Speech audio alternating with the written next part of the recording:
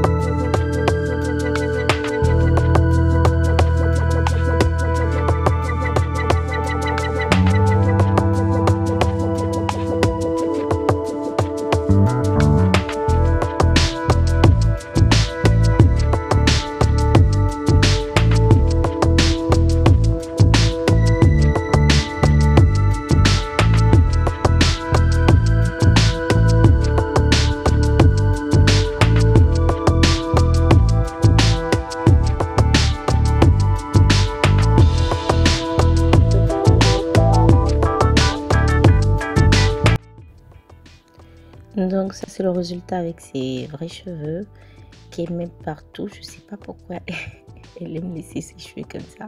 Regardez comme elle est belle quand elle laisse son visage un peu plus à découvert. Moi je trouve en tout cas. Elle est beaucoup plus jolie. Et là on a décidé de faire un changement total radical. Je vais lui mettre une perruque, une de mes perruques blonde. Elle voulait trop essayer les perruques, donc j'ai dit voilà, on va essayer une perruque, mais une perruque qui n'a rien à voir avec la couleur de tes cheveux. Et là on a essayé le blond. C'est vrai que le blond ça va pas vraiment avec elle. C'est pas que bon, c'est joli certes, mais ça fait pas vraiment, parce que j'ai l'impression qu'elle est très voilà, pour une personne qui a des cheveux noirs.